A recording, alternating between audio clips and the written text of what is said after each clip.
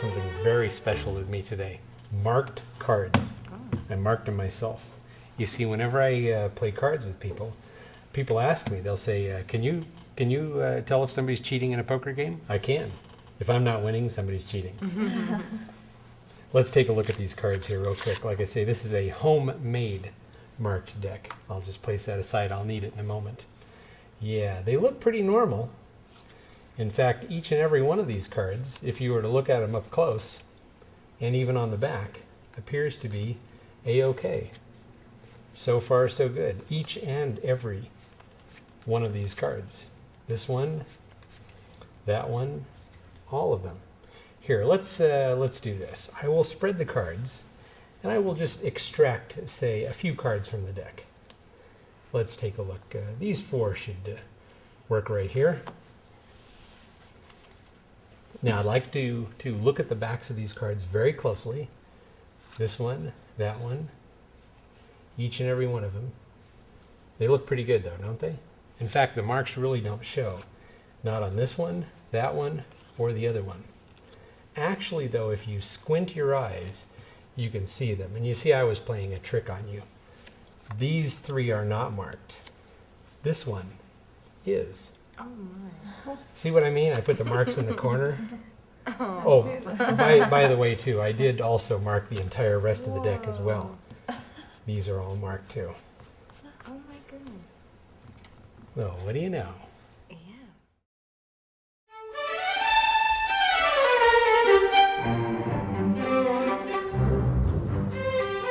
Well, this is a color-changing deck routine with a real difference. What you need is, of course, is some extra blue cards. In this case, I use 3 extra blue cards. And a red deck. What I have done is I have taken a marking pen and put X's on these cards throughout the entire pack.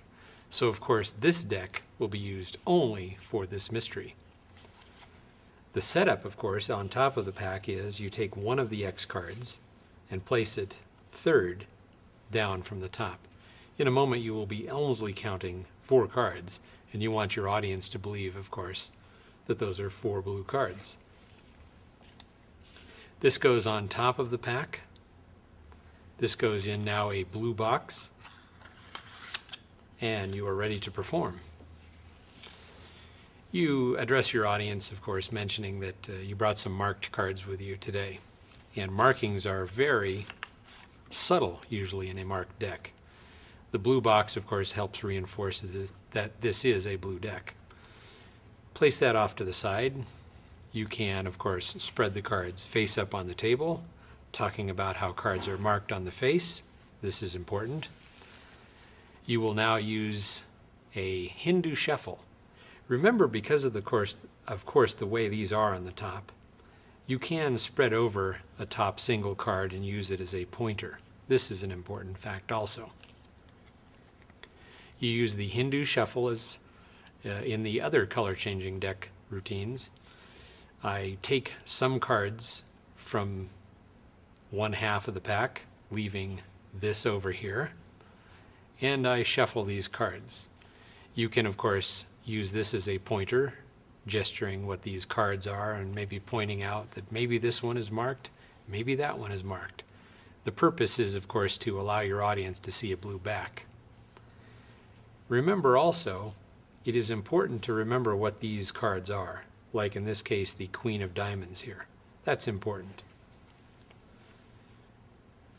Now, as I continue on, I would use the full Hindu shuffle where I grab them completely off the back, shuffling like this. And I can point these out, so on and so forth. I can even thumb off one card, talking about how that card is blue, and the markings, of course, are very subtle on it. Remember to replace that card back in this position. I now drop these cards on top of that pack, and I can spread them out across the table if I like. Or you can merely spread them in your hands. I'm now going to go to those 4 cards. I will tell my audience, let me take 4 cards out of the pack. This deck is placed to the side. These cards are turned over, and I'm now going to do an Elmsley count, but in a very slow fashion, because apparently we are looking at these cards across their backs to see how they are marked. You can even use this as a pointer. Well, that one isn't marked too openly. It looks pretty good. You now continue on. That one looks pretty good. And so on and so forth.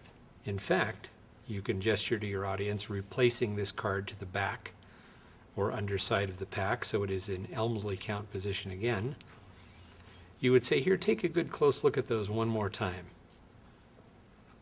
None of them seem marked, do they? Now, the last card in the Elmsley goes on top because you were going to make your revelation. You turn them face up and you say, if I remember correctly, only one of these cards is marked. No, it's not the 10 or the ace or the queen. I think that card right there is marked. You are now ready for your big revelation. Flip that card over and, of course, mention, gee, real subtle, isn't it? There's your first big surprise. You can say, yeah, these cards are not marked, not these three. Place them to the side.